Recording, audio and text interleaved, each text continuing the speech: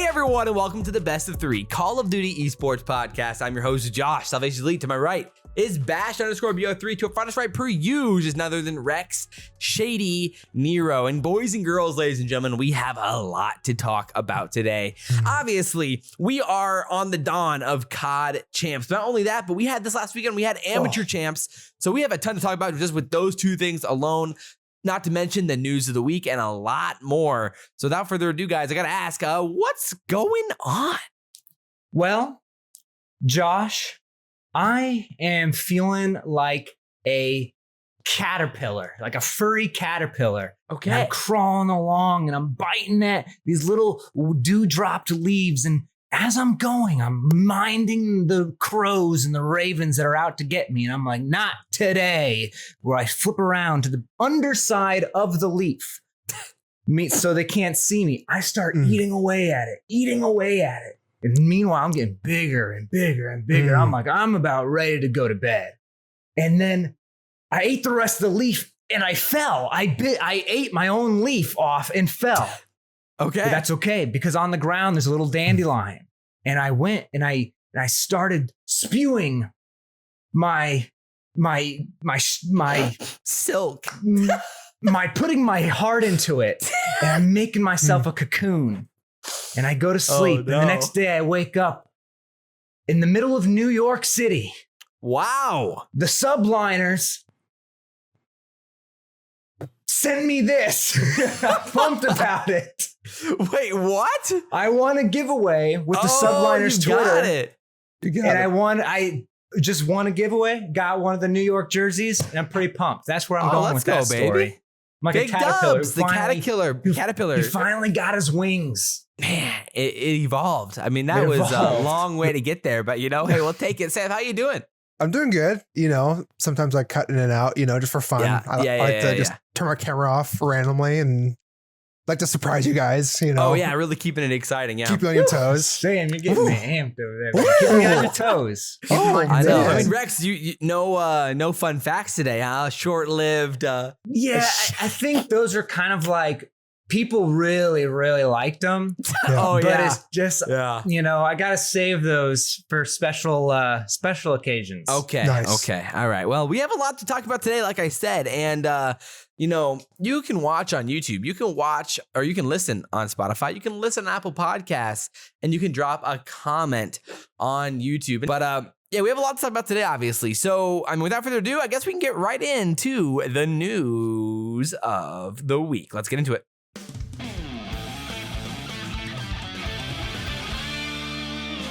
The Call of Duty News of the Week. Alrighty, the news of the week. Rex, what do you got for us this week? News here. Champs. Immediately go into a big one here. Oh. Champs is at risk of going back to online. Rex, why? Why you gotta start with a buzzkill, bro? So first off, there have Zuma knows of at least 5 players who got COVID. LCS, the League Championship Series, they're not doing any fans at their Champs event. Yeah, bad news. I man. think they're rough. going to go online. That's kind of the rumor. Casters have been talking. Yeah, so that's what Maven was saying, that they don't have any confirmation either way yet. And because they had Miles had said nope, and then backed off and said he was trolling, which was a little bit weird. That was weird. It sucks so bad. Obviously me and Rex already have our tickets to Champs. We're booked. We got our flight. So that would really suck if they end up canceling the event or moving it online or even delaying it like a month or something. All of those outcomes would be absolutely awful. Yeah. But to be honest, it does feel like this might be going online, which would suck so bad. What are your guys' thoughts on that?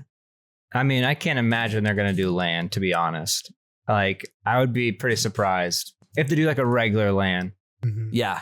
Like, I think as soon as I heard that someone or people got COVID, it's like, that's shocked. It's got to be like, because not only for health concerns, but also like as an image, PR, it's like, that looks terrible. So they're just going to be like, okay, we can't do Champs now.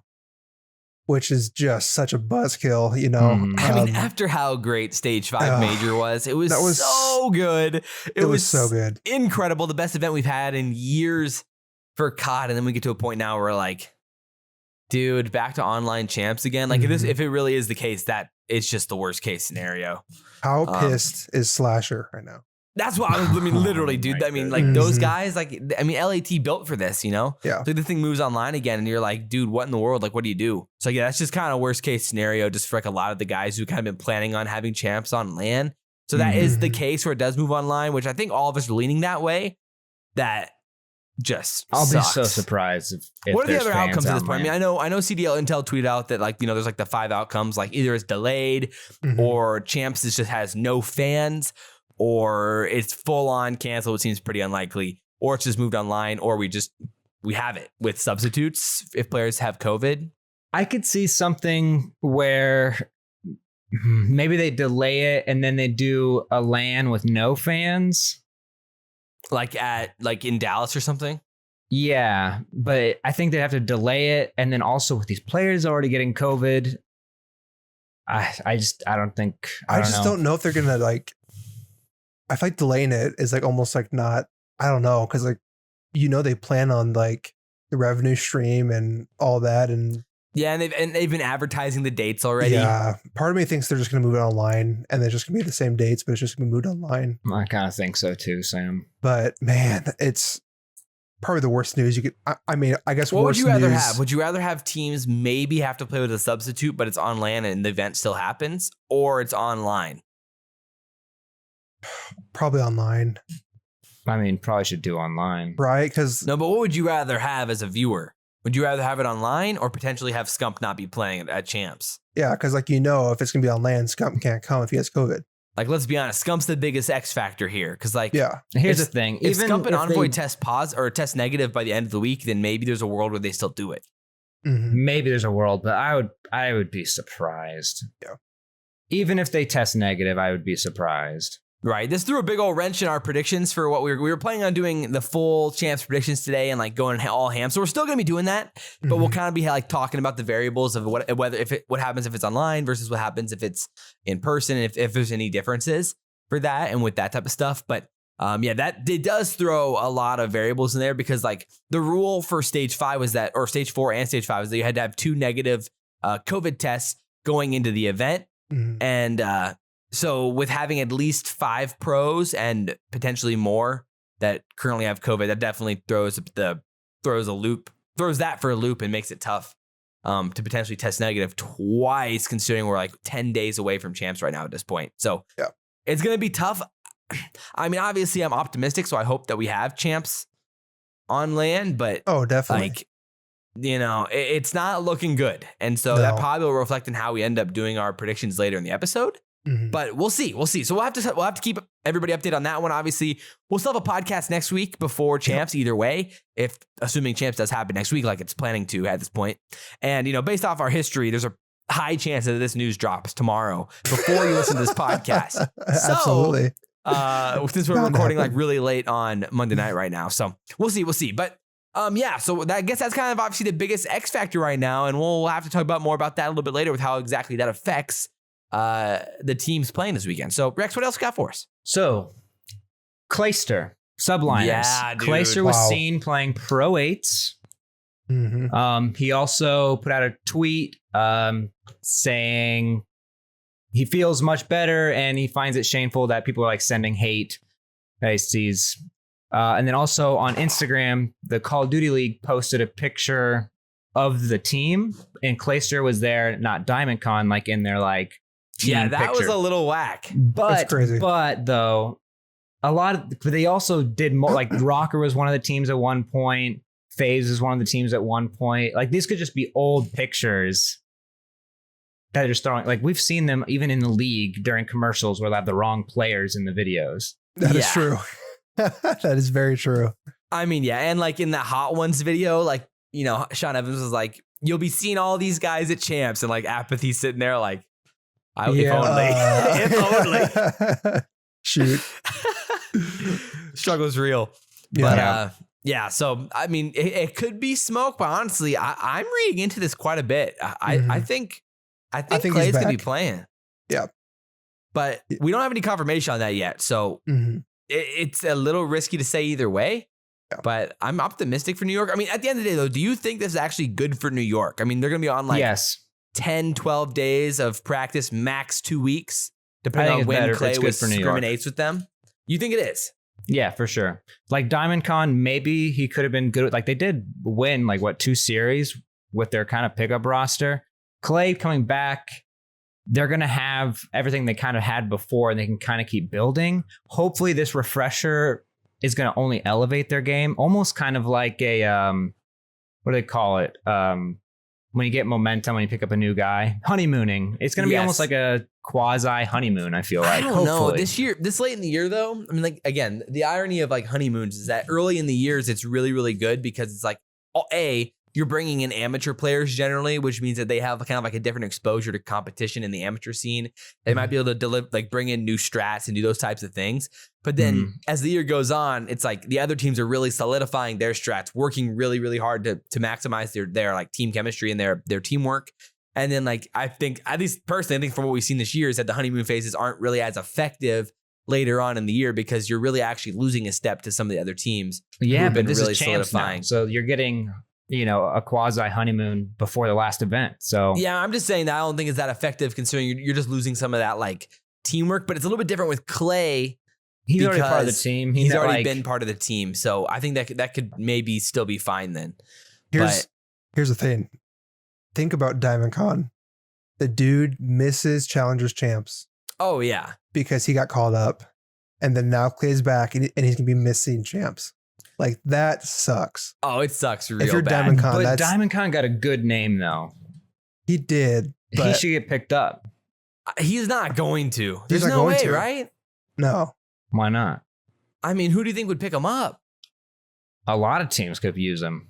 I mean, based off of what he did, I mean, like what he did was good, but he had like at the a same solid time, stage 1 and 2, then a not good stage 3. He gets dropped for Hydra, then comes back in, was okay. It makes your stock at a weird point right now for him. Like he could have, maybe potentially won champs, right? Or Challengers Champs. And like that could have been like, that would have been crazy. And then now he won't even make champs. And so I get the argument too, where he obviously is on the team. He needs to do what's, best for the team. Right. It's part of his contract. He kind of had to. But that does suck. It sucks. For him, it sucks really bad for sure. It does. But. Yeah, we'll have to see. I mean, those are kind of the variables. What like the obviously massive variables for if Clay does come back. And I think all of us lean that it's going to be going that way too. So, I mean, I don't know, that Instagram post, I don't feel like you just make that mistake. No, because unless the social media manager is just really, really missing something. Which like New York, I feel like they wouldn't do that though. New York for sure wouldn't. Yeah, it just doesn't feel like it that way, but I mean, really though? I don't know. I feel like I could definitely see them doing something like that. Clay's like the big selling face. You want to put his face on there if you can. Fair. He was their team. He's technically still on the team. I just hope there isn't bad blood there. That's the thing though. I think there is with ASIM for sure. How do you think that went down? Let's say Clay is back. All right. What do you think went down? How is that conversation to play out? Was Clay like, yo, I want to come back? Or like, was it like ASIM was like, yo, let's get this band back together. Let's make this thing happen. Like, who made that call, because I mean, it was definitely not Hydra. It had to have been ASIM, right? Well, gosh. I mean, it's a team decision, I think, to maybe bring him back. Hopefully, I don't think Clay would just force us away in and do it. I mean, maybe the coaches, management want him back in, whatever. But I don't know. Clay says he's good to go. He was obviously everybody on that team was a key component when they were at their peak. Do you think that they can snap right back into it? I hope so. I feel like ASIM's a pretty forgiving person. Like, I feel like he's not like, you can't hold a grudge about it. Hopefully, or hopefully they don't. But can they be as good as they were though? I mean, obviously they were struggling, and that put them in a bad spot when they started struggling again. And then I will say, sometimes time off improves the gameplay. Just overall the mentality and the approach. Yeah, like I wouldn't say we kind of were not harping, but when Alex stepped away for a couple months, that was probably way too long, obviously. But with like Clay, leaving for 2 weeks, 3 weeks, whatever about it 3 was, weeks. that could do wonders for like a mental reset. So there is a world where Clay comes back and kind of dominates. I'm just not convinced that it's gonna just work right away. Even if they did start scrimming like as of like maybe 2 weeks ago, or as of like a few days ago, 2 weeks before champs. I mean, then even if that is the case, and they did do some scrims like what CDL Intel said he heard, then it's like, okay, yeah, I mean, maybe it's working and he'll be back, but like it's just hard to imagine that they'll be like right back to where they were, at the end of stage 3, like a top 3 type team. But I guess we're gonna talk about that on when the we street that they are scrimming with him. Well, yeah, CDL Intel said that they were scrimming. Oh, okay. A few days ago. And how well are they doing in scrims? Do we have any no intel? idea. Okay. No idea. But Not yeah, sure so we'll have to see. So, I mean, that's I think the they'll biggest bounce. news I think for they'll sure. be good. Yeah, so CDL Intel said he can confirm. I've heard Clay was scrimming with the Subliners last week. But if they choose to bring him back for champs, then I'm not sure. So, because we have to see. But yeah. Well, let's see what else we got, Rex. What else you got for us? Slasher on Twitch in someone's chat. He says he's fighting for a spot on the roster. This is wild to me. Yeah, this makes is interesting. Absolutely no sense. You have this guy who's playing really well on LAN, and we know the future is on LAN. If he really is having to fight for a spot next year, that blows my mind. All right, should we throw some drama into this? Sure, go ahead. Do you think JCap and Slasher are beefing? Oh, why? I don't know. It just seems like they get it. Like I remember, like back in Black Ops 3 into Infinite Warfare, they really didn't like the Infinite Warfare team. Then they went to the OG OpTic. JCap was kind of moved out into this coaching position. I'm not sure how much by choice that was. I don't know if maybe Slasher was a leader in that. Now Slasher would definitely been a coach. reason for why he got benched originally. Yeah, Slasher's not Oak Boys, is he? And they've already benched Slasher before. And like the millions of roster moves they've made. I don't know. I would imagine it's not a perfect, like spotless relationship right now. I'd imagine. Yeah. But yeah, it's hard to say. I mean, yeah, obviously the question would be is like, okay, well, who's he fighting the spot for, or like with, or who's that? What's that looking like? I think all of us would assume that Draza and Kenny are the two most likely to return, and then John and Slasher are like maybes, and John and Slasher probably like right there as both similar maybes, like we talked about last week. Which last week's video did great, by the way. Shout out everybody for watching. Thank you guys. Hey, yeah, so that's what we'll have to see is what that kind of plays out. My first thought is like obviously Octane would be the first thought that comes to mind for a guy on LAT like that to come around and be that guy for the Thieves. Maybe I don't know. What are your guys' thoughts? Honestly, Octane makes, if there's going to be a switch between Slasher and somebody else, I think Octane's a really good pick. What do you think the odds of them picking up one of the players that just won Challengers Champs? Like a Gravity or something like Gravity, that? Like a younger guy? or something? It's possible? I mean, I was thinking, are they going to do like a full young roster and kind of keep Kenny as their, veteran guy? And then JCap will have his like coaching role, and like he has, probably the respect of everybody there. Yeah, that's a good question. I mean, it feels like Kenny and Draza would be down to like go back and forth at it, but like, that's where it gets hard to kind of read. My first thought would be that those two will stay for sure, and then they'll try to figure out who the other two will be. And Kenny would rather run an AR at this point, and so you're probably looking for a second main AR, but Kenny can flex if need be. So you're probably looking for a main AR, which would be Octane or Gravity or like a Dave Patty or something like that. I don't know. Yeah. Or you're looking at like maybe a accuracy or methods or something like that, depending on what they're wanting to do with like content and all that. So that's what gets tough. And obviously we'll be doing like a big Roster Mania episode like after Champs for sure, talking about all of those potential options. But what comes to mind for you for those guys? For the Challengers players? Or just for LAT in that situation then? I mean, I agree. I think Kenny and Draza are going to be locked in, and I think Slasher and John are going to be fighting for their jobs a little bit at Champs. what do you think it would take for them to stay then? Top 3?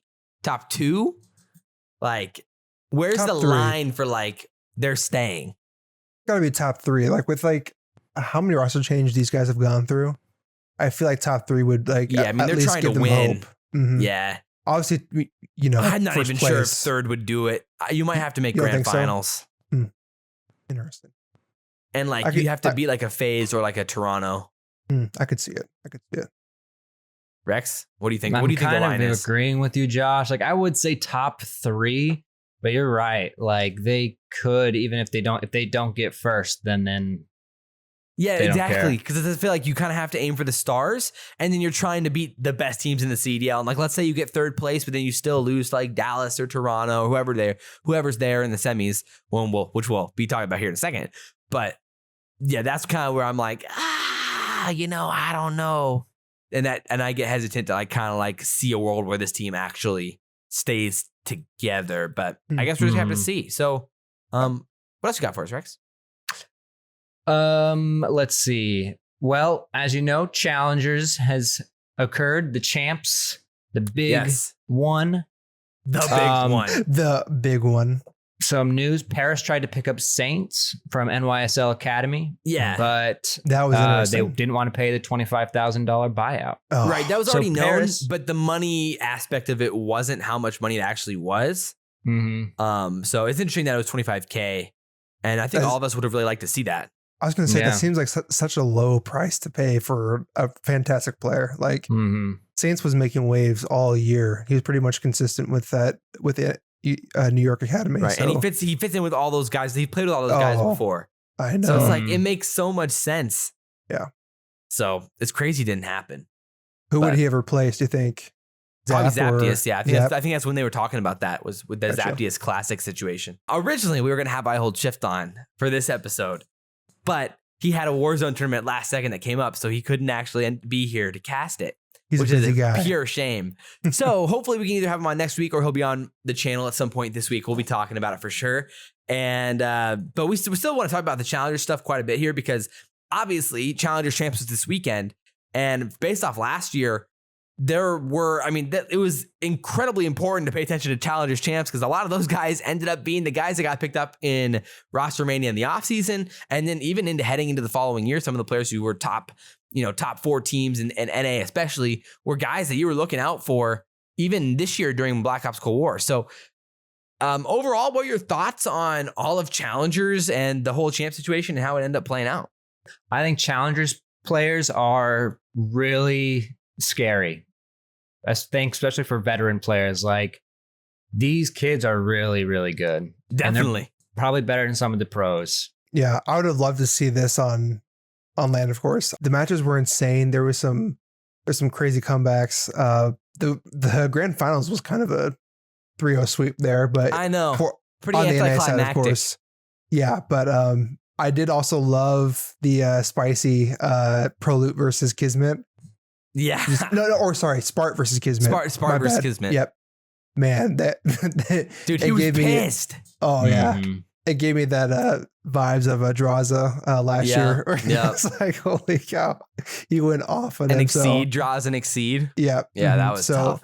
I definitely love the storylines. Like I think that's like one of the best things about Challengers is for sure the storylines of like these guys kind of competing against each other for 2 years now in the franchise league, of course. Yeah, and a lot But- longer before that too. Yeah. Oh yeah. These guys have a lot of history behind them. So it was cool to see that. I'm super happy for those guys that, won. It was BBG got second place, and they were one of the most consistent teams by far throughout the whole year, which is cool to see. But Yeah. yeah, I was hyped. The broadcast was great. Shout out to I Hold Shift, of course, and his whole team. They were Oh, dude, yeah. pretty much upheld the broadcasting side of the Challengers for pretty much the whole year. So show some love to those guys if you ever come across their channels. Seriously, they were just phenomenal. So that was kind of like all my thoughts all blurted out into one there. Literally. Yeah.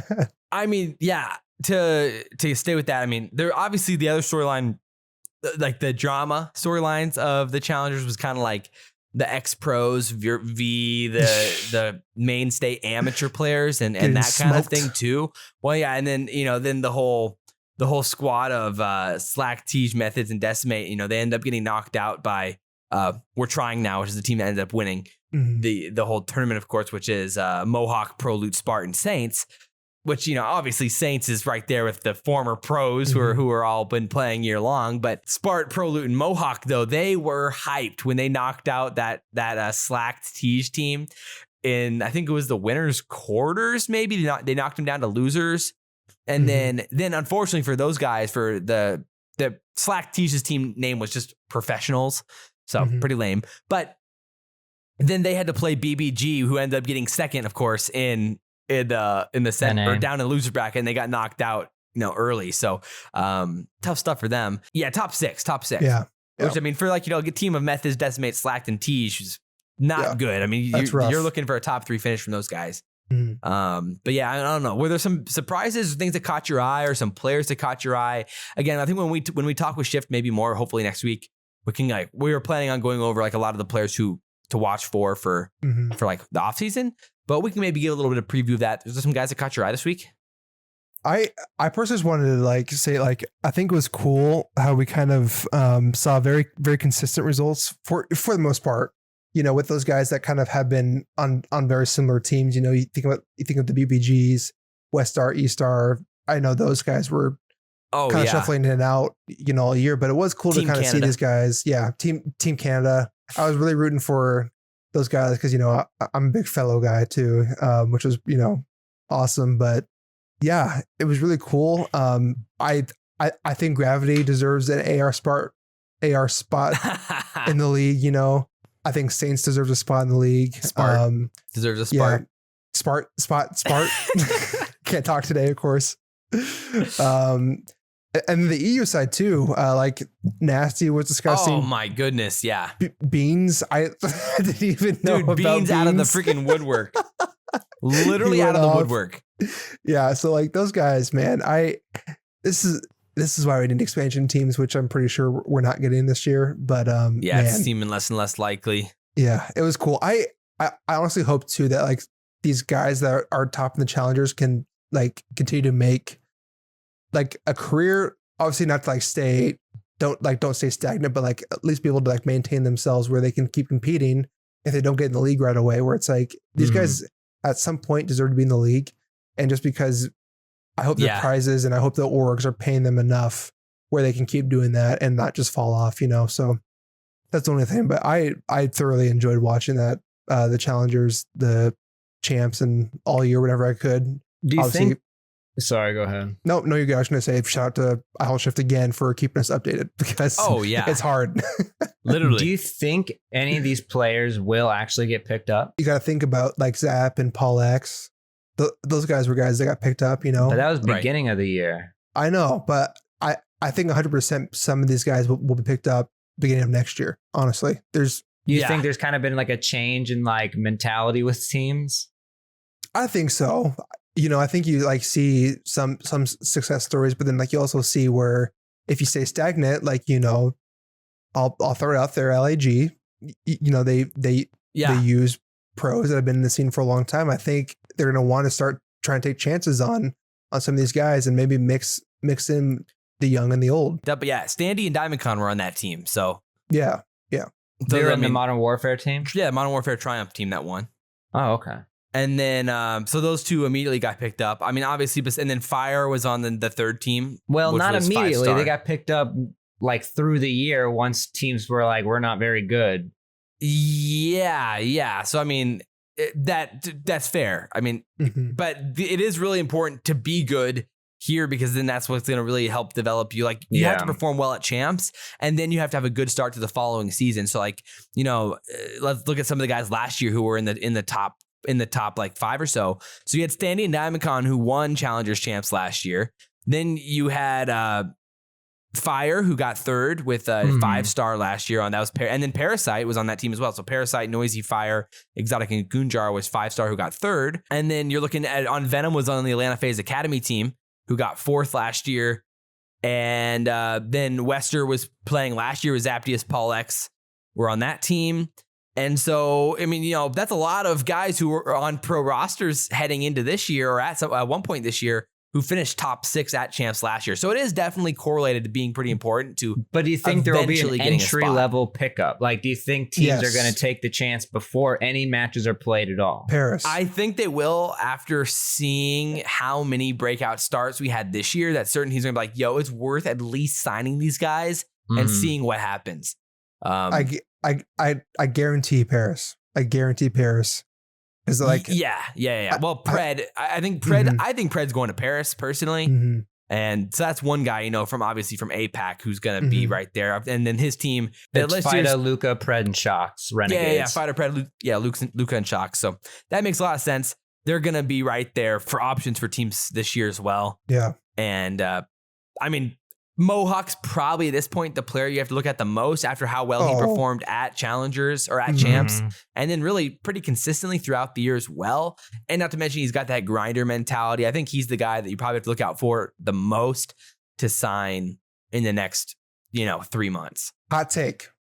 5 Challengers players currently will be starting by the beginning of the year next year. 5. 5. Okay. Flip it. Gonna be 2 EU. No, 1 AU, 1 APAC because of Pred. And then 3 NA. 3 NA.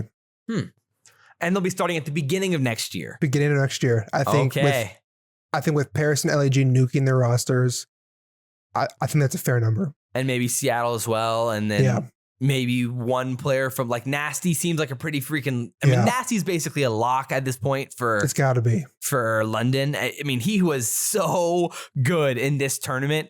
And not to mention, he was just really consistent all year long. He was originally going to be a sub for London heading into this year. Because of COVID, it didn't happen. But he was going to be in the lineup last year. But then COVID allowed him not to be able to play. So it feels like he's a lock for London this year. So that would make sense. Then you have to find 3 NA players. Mohawk feels like the most likely to get signed, and then you're looking at maybe Saints, 2 others.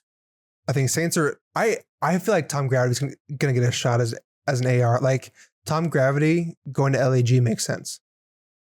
Yeah, that does make a lot of sense. What do you guys think about like any of the Built by Gamers guys like Kismet, GodRx, Pander, Pentagram? That is interesting because like you would think those guys would be stuck in that kind of loop of they were old pros. Yeah, and I know. but like they were consistent all year long. So it's like they're always getting. They were debatably the most consistent team, So do you bring some of those guys back? I don't know. I hope so. I mean, at one point, GodRx was like the MVP of Modern Warfare. I know. That was crazy. Remember how crazy that was? We're just like, where did GodRx come from? He's like an amazing. After BO4 Champs, whatever, you're like, oh my, GodRx, he's making plays. Yeah. Oh yeah. Because Shift tweeted out the highest player average placings for players on the year. So Pentagram had the best average placing in NA and then Slacked was second, Gravity third, Casey, Pander, and GodRx. So Pander and GodRx fourth, Decimate, Kismet, Royalty, Parasite, Fellow were the top 10. So any of those guys make a lot of sense for pro teams. But again, there's just so many names and so few spots. I agree. 3 from NA feels about like the max you're probably going to get. But I think that's why I'm excited about talking with Shift about that. Because I mean, he's going to have a really good take on a lot of those guys. And so I'm excited to hear what he has to say about that this week too. Definitely. So, I mean, any other team things that were a little bit surprising? I know in the European scene, there was some debate whether or not the Los Pepes team was cheating. So they were kind of a team of 3 guys. That was Jambo, Rancor, Trotty, and Zappy. And a lot of those guys, or a lot of the European guys like Cam Allen and Josh Esport, those guys were like, dude, these guys came out of nowhere, like literally nowhere, and were beating the real pros or like former pros or like the mainstay AMs. And they basically barely got anything outside the top 16 or into the top 16 the whole season. And I know a lot of those guys were really sus about that, whether or not they were actually cheating or not. So that maybe that's something to keep your eye on heading into the off season. Yeah. That would be very unfortunate. Yeah. I mean, and when you think about it, like narratively, at least in my head, it makes sense that at least some team out there potentially was cheating. I know we were talking before, and it was like, this could be like the place where it's like, let's just place well and then get out of there. And Because like we're not going to be discriminating anybody else the rest of the year. Yeah. You know, like why not try to download these hacks and see what happens? Because people were pissed because so they asked him to use a cam to watch his monitor cam in the quarter in the losers semis, or I guess the third place game, and they got 3-0'd when he used a monitor cam. That's unfortunate. So that's why people were like, that's mad sus. That is very sus. We'll see with that. But besides that, I was really disappointed. I wanted the Bids team because he was on Elevate, Weeman, Hixie, Denza, and Bids. I was really hoping that team could make some plays toward a top 3 of maybe a win. But they ended up getting knocked out early. I thought that Team War team with the Spanish squad, Journey, Lucky Metals, and Yako could make a play, but they ended up falling a little bit short too. So I think there's a lot of talent in the European scene, man. It's still just every time I think about it, it's such a shame that we don't have more teams in the CDL, man. I know. And like, you know, I'm so like mostly focused on the NA, but then like you're right. You look over at the EU, it's like there are so many like players that are just as good. And it's like, man, we need like, I don't even know what we obviously need expansion teams, but gosh, it would have been so cool to see these guys play like land champs and just like see like the passion pit. I mean, dude, the irony of it is that, you know, we had one European rookie this year, and it's freaking Insight. Like the dude's one of the best in the game. And so like the odds are is that there's at least, and then you had Afro, and Afro looks like a real talent too later on in the year. So Hydra. Well, yeah, I mean, again, I guess, yeah, I mean, Hydra was at the beginning of the year. I guess I was thinking like kind of mid-season people. But yeah, so, and Hydra, but all 3 of them hit. So like all 3 of them are legit talents. So there's got to be at least a few more of them here in the scene that could come out here and make some big time plays with the squad. Look out for Paris. Paris. It's a shame that we're not seeing it right now. Yeah, right. And that's the thing is like, if anyone should be swapping rosters in and out, it should be Paris. They should just be in and out anytime it's not working. Find the next amateur player and just keep picking them up. But yeah, I mean, Paris has so many opportunities to make something like that happen. And so hopefully this year they can like keep on capitalizing on that and kind of be like the team of the amateur scene of Europe and just kind of like, you know, do something like that. That'd be a ton of fun. Obviously, it feels like a bigger commitment to like pick up a European player who's playing in the European scene and then move them to United States. And then, you know, like then if you end up dropping them, like they move to the United States and then you drop them like a month later, you know, like that'd be pretty tough. Yeah. But then they have to play in the NA amateur scene. So there's a lot of things there. But speaking of Paris, though, they've been doing a much better on their social media game lately. They have, you know, a lot less wrong with Paris lately than there was before, you know. I like their social media, to be honest. What's wrong with Paris in a while? I know, it's a shame. That is a shame. But yeah, I agree. Actually, Paris has been doing a pretty good job of it. Yeah. So, I mean, and the other thing is that I was going to read out some of the top KDs in each region real quick, just because we had some of the stats here from the whole season of the stage 5 or of challengers. Obviously, KD is not everything, and generally ARs, you see a lot of ARs on these lists, so it makes sense that they're gonna have more ARs on the KD leaderboards. But there is some sort of correlation to being nasty and having the top KDs. Like last year, like most of the guys who end up going to the AM scene or going to pro from the AM scene, like Diamond Con and Standy and Insight, those guys had insane KDs in the league last year. So there is at least some correlation to talent and KDs when you're at least dominating, like with a 1.15 or plus or something like that. So, for example, in the NA scene, Dave Patty has a 1.17. Mohawk was second with a 1.16 on the year. Gravity, a 1.13. Mox, 1.11. Again, Dave Patty, Gravity, Mox are all ARs. Hamza also AR, 1.1. And then Saints 1.09, Phantoms 1.09, Decimate 1.08, and Zyro 1.08. It's kind of like some of the top KDs in the NA scene. And then for some context, some of the pros, guys who end up going pro at one point, Venom had a 1.17, but then he had a 0.98 after coming back after getting benched by LAT. So that's kind of interesting difference there. And then Paul X, before he got pulled up, had a 1.27 at the beginning of the season, and Insight had a 1.21 in his time in the AM scene as well. Then in the European scene, Nasty, or I guess these aren't fully organized, but Super led with a 1.22. Nasty had a 1.18. Wardy had a 1.15. Lucky had a 1.12. Beans had a 1.12. Maple 1.11. And then Chain 1.08. And then a few other guys who didn't have as many kills, but still had really nice KDs. Real had a 1.31 and Deep had a 1.11. So some Real of the guys had there, the highest KD on there. yeah, but he didn't have as many kills, or it's a smaller sample size for stats apparently, which is why he was lower on the list. But and then a few other guys in the EU or the APAC scene. Cronus had a 1.21, Osprey had a 1.18, Pred had a 1.15, Set C had a 1.14, Imagine 1.13, and Crimson with a 1.12. So just some of the names to keep in your head as you're kind of going through this and thinking about some of the best players in the challengers and what KD might mean for that as well. Again, not everything, but there is a little bit of context there. At least generally how I use stats is like KD or stats help points you into the direction to go watch film and then make a decision based off what you're seeing in the film about how good those players actually are. And like watching a guy like Nasty, you're like, yeah, this guy is really, really good and can definitely make some plays in the CDL. So we'll have to see. Any other thoughts there? The AM scene, again, hopefully we can talk about it with I Hold Shift here next week as well. But any other thoughts? No, I'm just excited to see what players get picked up during the off season. Yeah. I love the direction the challenges are going, where it's like funneling players into the CDL. So I hope it only grows from here. And overall, I think it was for like what it was the best it could be the whole season, and the streams and all the storylines too. So I was really happy with it. And just like Rex said, I'm very excited to see who gets picked up. Oh yeah, for sure. So yeah, I mean, without further ado, I guess we can probably now head into our predictions for the season. So without further ado, for CoD Champs. So without further ado, let's get right into it. Without further ado, let's go.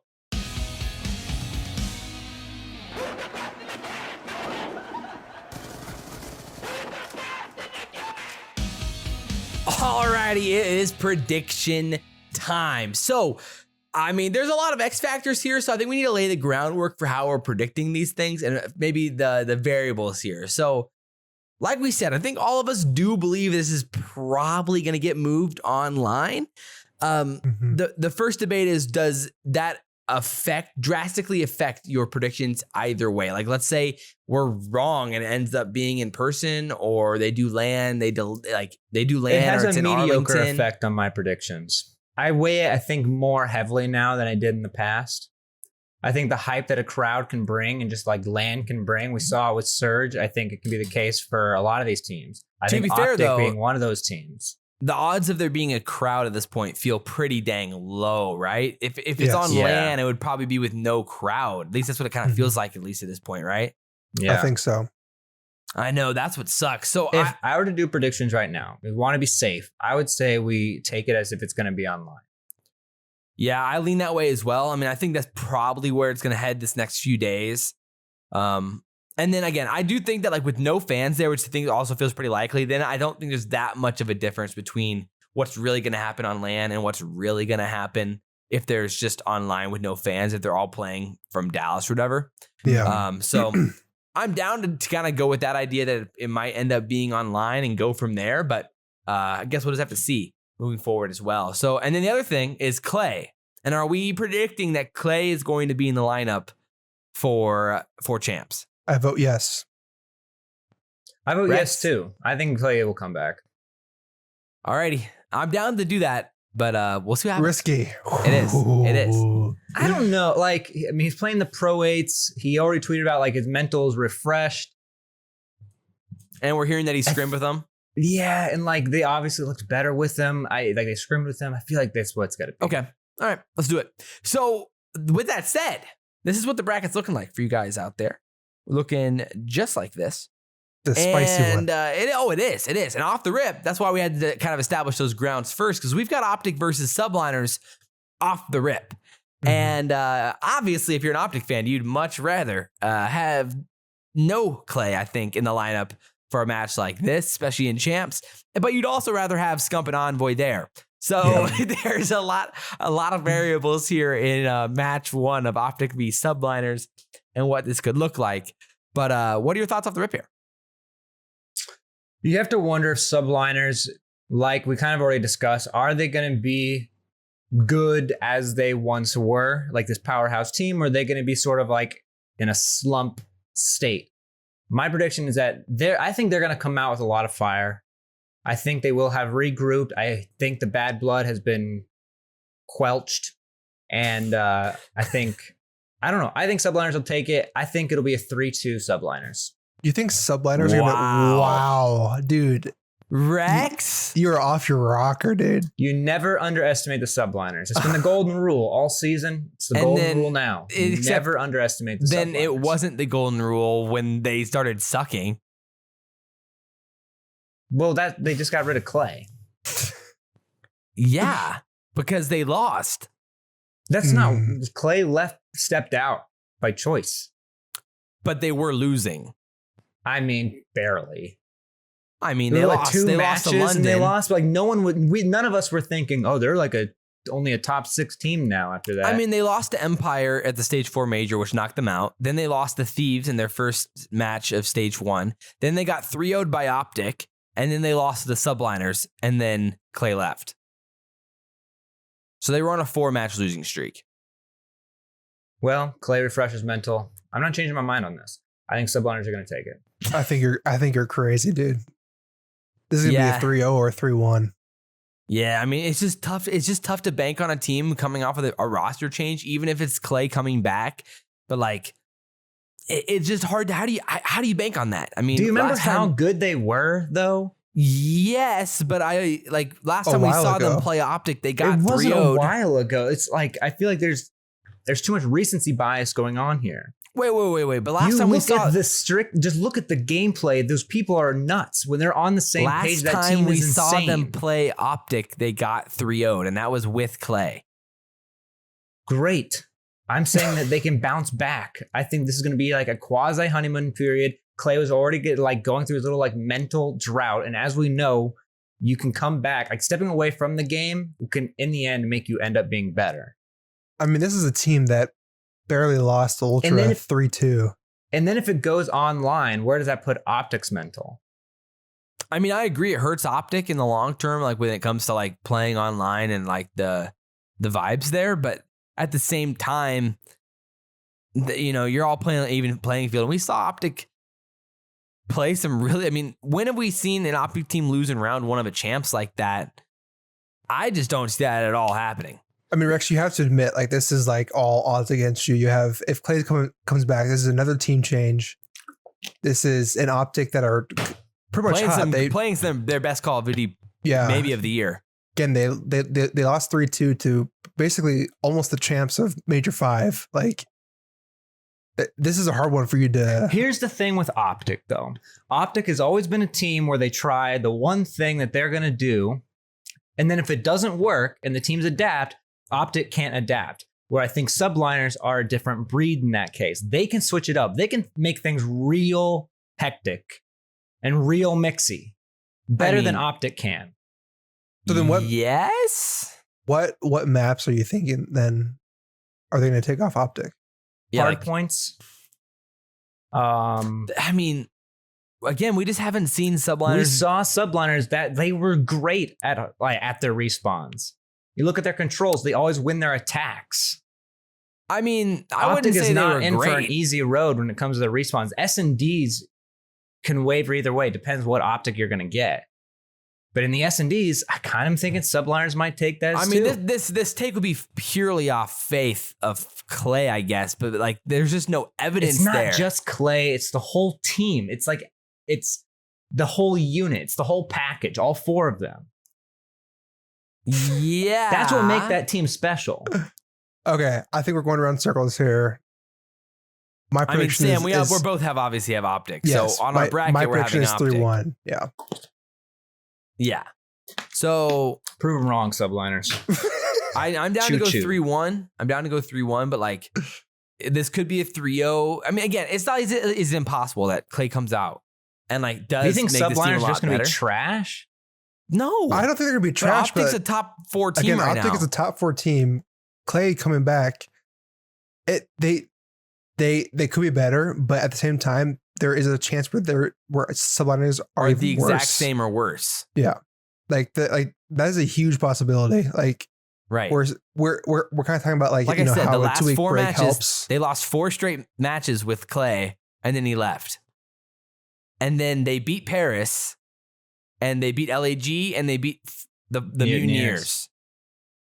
So, I mean, it's not like this is the greatest resume of all time, you know? So that's just why it's just like, it's hard to imagine. And like, not only that, but LAG stomped them. This was without Clay, but did stomp them on that Apocalypse hardpoint.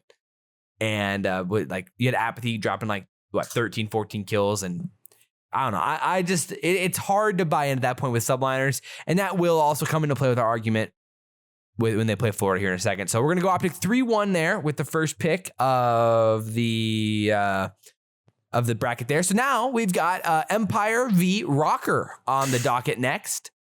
I mean, this gets really interesting. I mean, we talked a lot about the Rokkr last week and about what we believe about this team, but I don't know if the jury is out yet on this Rokkr team. Will how they good maintain they the can be. momentum? I like truly have been going back and forth with this team the past week, really thinking, because I knew obviously we're gonna be talking about this, and I was like, man, I don't know what I believe about the Rokkr. I mean, you know, you watched that major and they played some great Call of Duty, but like this is exactly what happened with Dallas in Major 4, where they looked incredible in Major 4, and then Dallas comes out and they disappoint in Stage 5. Mm-hmm. And so it's like, do you peak just a little bit too early? Can they maintain that now that teams kind of know what the Rokkr are going to be bringing to the table, and teams are going to have multiple weeks to prepare for that? That's why it's really hard for me to buy into the Rokkr maintaining that level of dominance heading into champs. Mm-hmm. One thing I do want to point out too is like when Empire did lose to OpTic there, like Shotzzy had a horrible series. So are we going to bank that Shotzzy has another horrible series too? I think Shotzzy had his worst event of since his debut in a CDL. Yeah, my inclination is that Shotzzy is going to be just fine. And so if this is online, if there's one player who I can bank on performing well online, it's got to be Shotzzy, right? Yeah.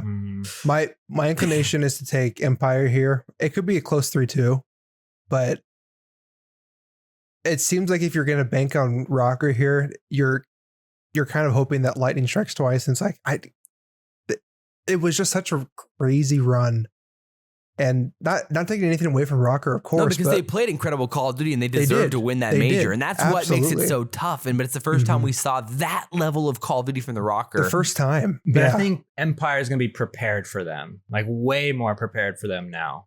I know that's the vibe that I get too. And I think Empire does really well with preparation. Yeah, but the thing is that Dallas didn't look good either. So it's like you're banking on two things.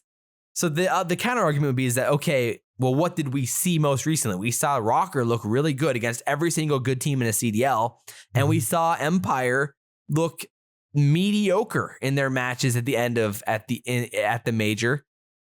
And that's what gets tough. But even then, in the last group play match of Stage 5, Empire beat Ultra Online in their last group play match. And I mean, Empire looked really solid throughout the group play matches too. So it's like, oh man. Yeah. I think Empire's going to win this 3. I'm down to go 3-2. I have Empire 3-1. Sam, what do you have? I have 3-2. Okay. Empire. I'm down to go 3-2 then. Yeah, that's going to be a fun series. I'm really looking forward to that one. So I guess we're going to have to see on that one. So now we go down to the losers bracket, and we're rocking subliners versus mutineers. So we're back on that subliners debate here. So Rex, I mean, if you had them beating OpTic, you definitely have them beating Florida. For sure. I think they 100% beat Florida. They already beat Florida without Clay. Yeah, twice. Back in. I think they're going to beat Florida again. Only thing is Florida is that dark horse team where at any moment they can choose just to be gods. I know. Florida. The subliners have beat them all 3 times they've played. Although I get inklings 4 that times. Florida has some internal maybe team issues, like they're not getting along so well or something. 5 times. I don't know. It's kind of a vibe I feel. So at this point, anyways, subliners 3-1. I've lost all faith in Florida. I know we've gone back and forth, but Florida's 0-5 against subliners. Yeah, and they've reverse swept them 3 times. Right? That's insane. Like they're 0-5 and they've reverse swept them at least two or three times. Maybe twice. Twice. They reverse stepped him twice. Twice. Yeah, yikes. Yeah. Oh man, but also they were up 2-1 in one of the series as well. So you could almost make a case that Florida's going to lose just because they have a mental block versus against New York. Subliners. That could be the only argument. Yeah. I mean, how in the world are you 0-5 against a team, but you have a very even record against basically every other team in the CDL?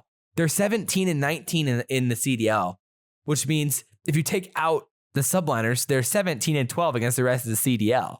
It must be matchups like they just match up so well versus each other. That's crazy. They're a perfect counter to Florida. Oh, but they're 6-0 against the Gorillas. Hey, there you go. So if you take out the Gorillas and you take out the Subliners, they are 11-12 in the CDL. Or 11 they're 11. If you take out the Gorillas and take out the Subliners, they're 11-14 in the CDL. Very interesting. I don't know. Sam, where do you lean on this one? Because Rex obviously leans Subliners. I'm torn. For sure, Subliners. You know I want to believe in the Subliners at this point, or in the Mutineers at this point. But yeah, if there's a storyline, it's going to be that this is like getting cheated on like 6 times in a row. I know.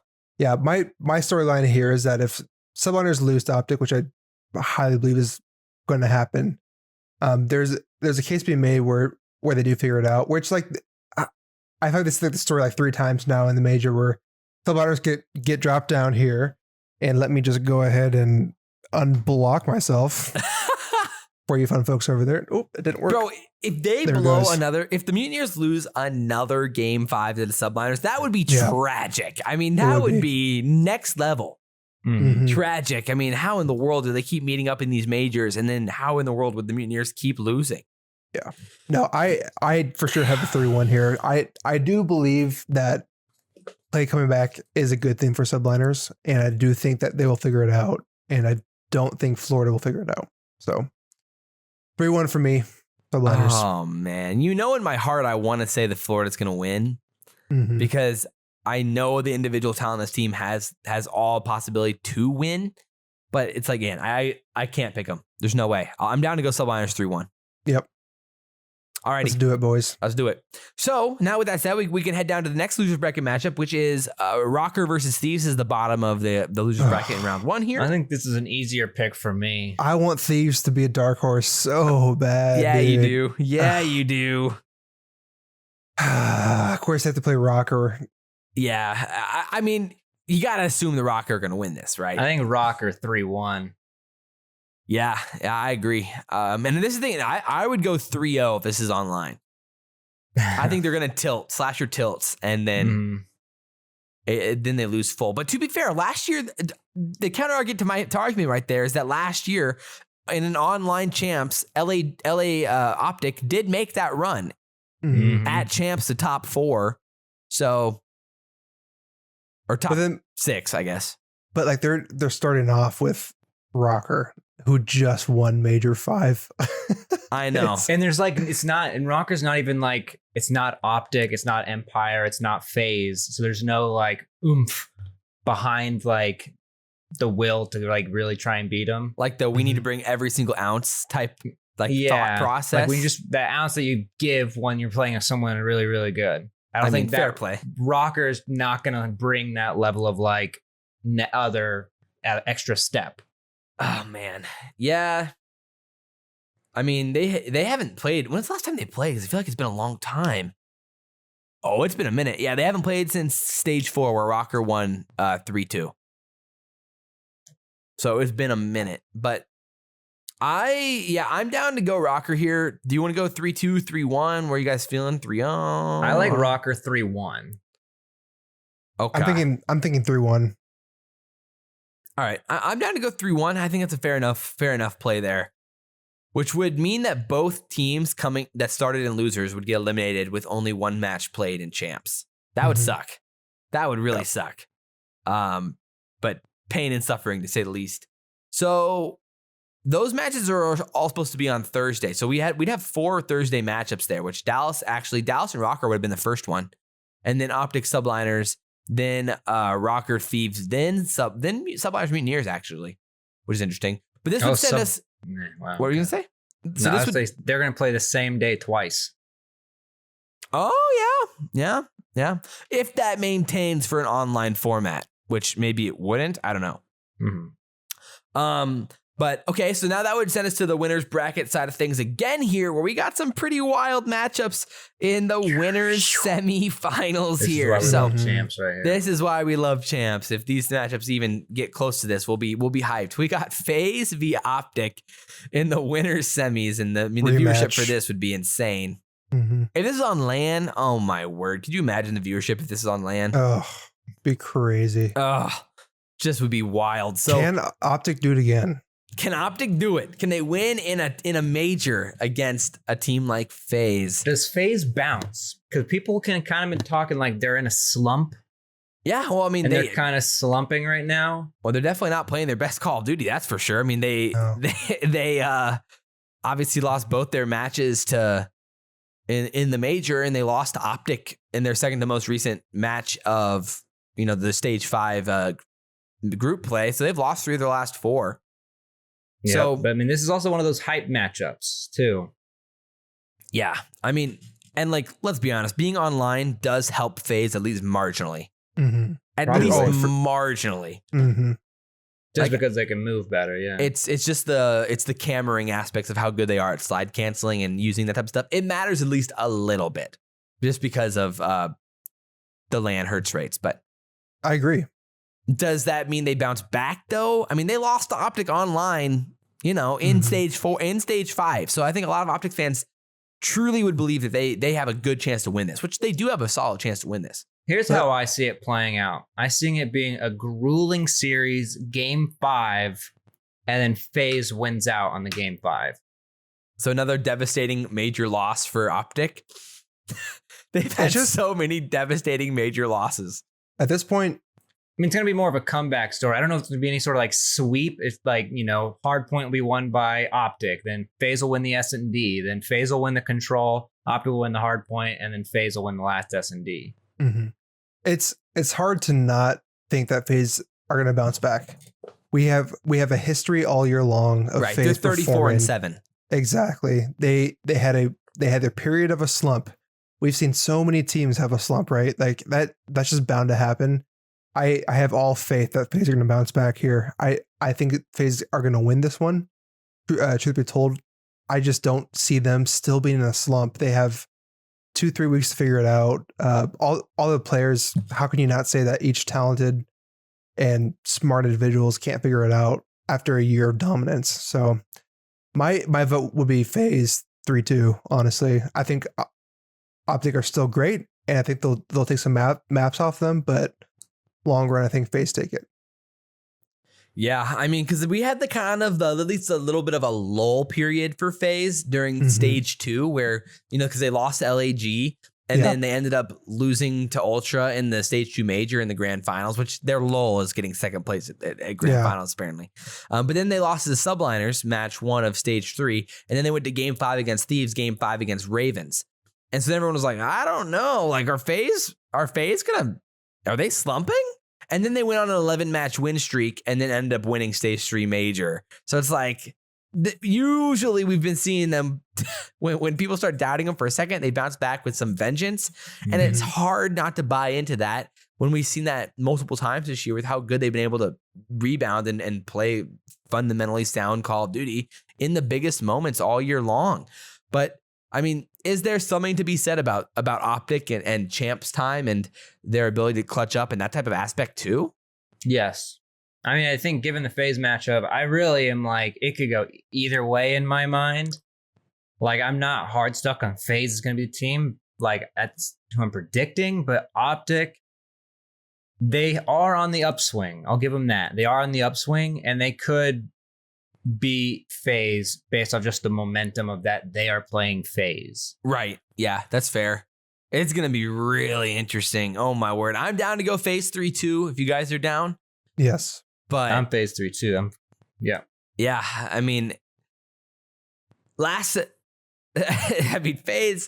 they showed their weakness in their armor finally after the whole year, but it's just hard not to predict a bounce back here for FaZe in a tournament like this. So that would send us now down to the second winners final match, which is Ultra versus Empire, man. And this is really, really interesting. I mean, this comes down to what do you believe about Empire, and especially in an online COD, how does this play out for both these teams? I mean, that Bell Fiber hit's different. Well, how much does this Ultra regain after the most devastating sweep that's true in too. COD history? That's true. Are they going to be super down? Are they going to be coming back with a fiery vengeance and they actually are playing well? Or are they going to be fiery vengeance but playing really, really bad and they're just being stupid? Yeah.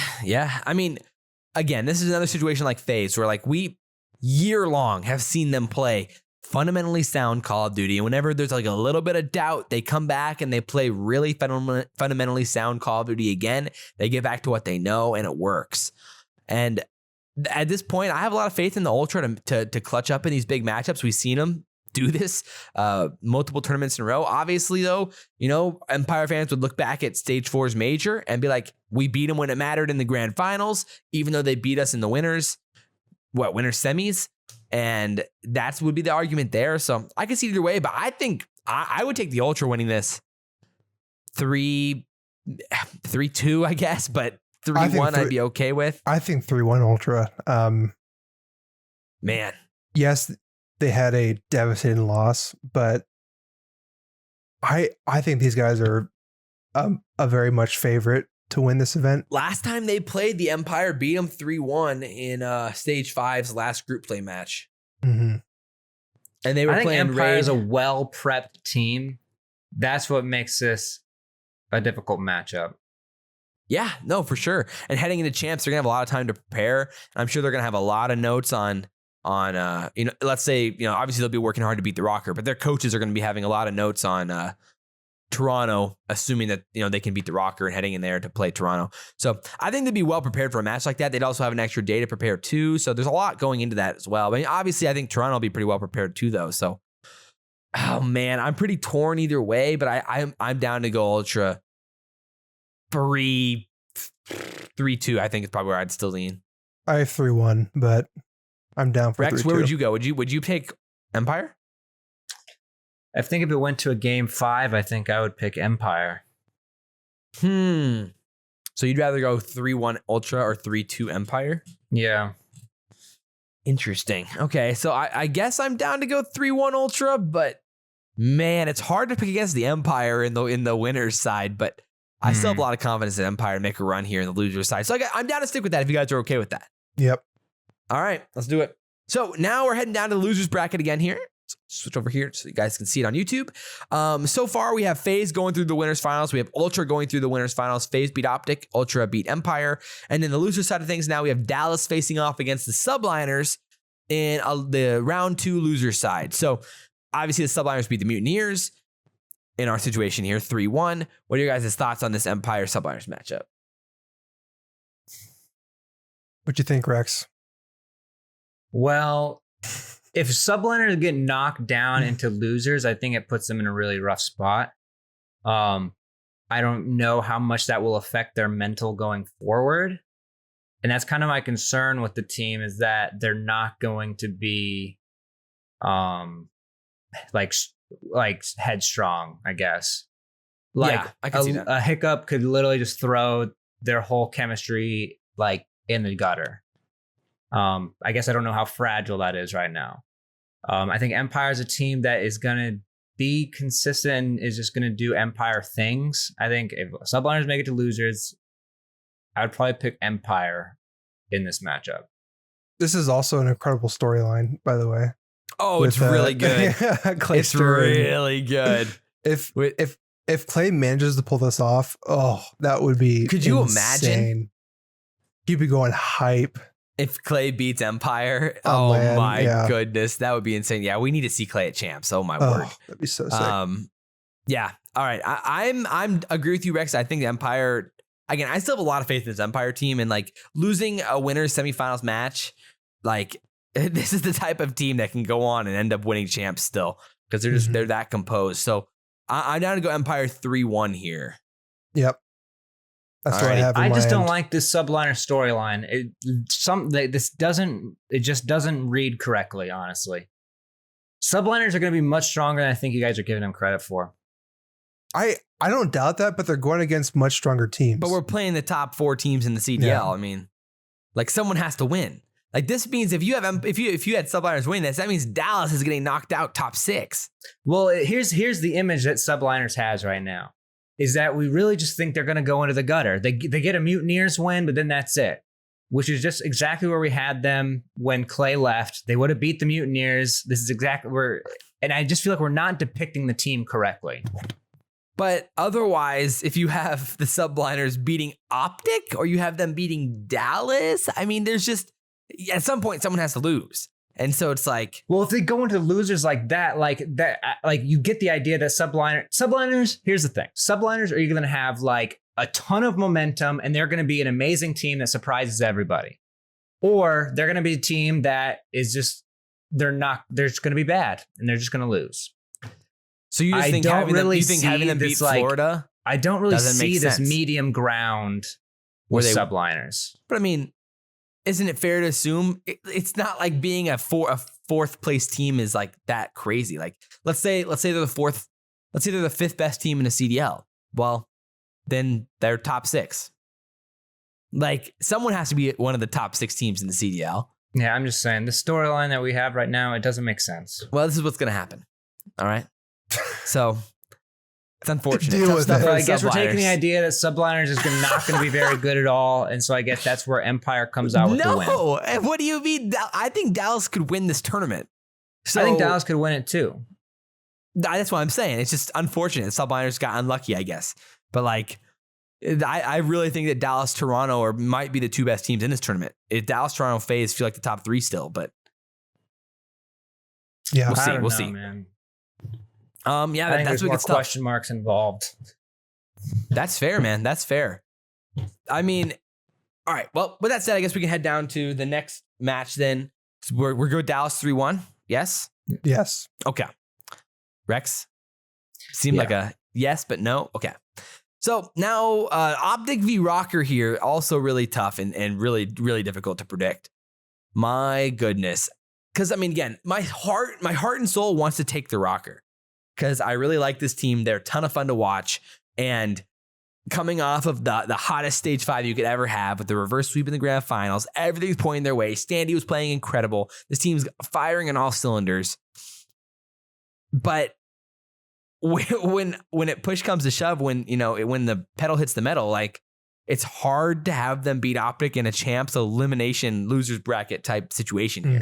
Well, they just have no background. They had one major like greatness moment, and they almost got 05 or 04. Right. That doesn't really inspire confidence. No. I mean, again, that is Toronto, and Toronto is as good as it gets. And Toronto was coming off of playing OpTic that same day. So there is that too, which is the whole, coming in hot type factor there too. But yeah, so my initial instinct would say OpTic wins 3-2. I'll agree with that. I can see OpTic winning the game 5. The last time they played, OpTic beat them 3-1. That was in the stage 4 major on LAN, obviously. The time before that, OpTic beat them 3-0. And then the last time that they lost to him was obviously the stage 2 major, where Accuracy had the 3v1 on Moscow. That's right. Yeah. And they lined up. So again, it comes down to, do you believe that the Rokkr are the real deal? And if you do, then we should probably have the Rokkr beating Dallas in round 1, and then maybe even beating Toronto in round 2. Yeah. Or at least coming close. So that's what's tough. And it's like, I just don't think that, like you said, Sam, the Lightning that strikes as strong like twice. And again, somebody has to finish top 6. It's freaking CoD Champs. Either OpTic's finishing top 6 or the Rokkr finishing top 6. Yeah. And one of them has to lose. So I'm going to go OpTic wins 3-2. Yeah. And like for me too, wow. I almost forgot what I was going to say there, and that could have been really embarrassing, but I remembered. I've always been like with like predictions, it's hard to predict after only seeing something for like the first time, especially over a year long data set. So like we're right. Do you buy into the average, or do you buy into the outlier? And for me, it's like I typically would go with the average because like that's what you're usually going to fall back on. Obviously, I know that champs is kind of like this special place, but yeah, unless you're fully leveling up, but you don't see that often. Yeah. And usually it takes more than one weekend to do it. And that's generally why, like, to your point, I'm more likely to buy into like a 5-0, like group stage, because that's over a span of 3 weeks. And that, you know, you're beating 5 different teams over the span of 3 weeks versus beating, let's say, 3 or 4 teams. I think Rokkr played 4 matches in one weekend and multiple in one day.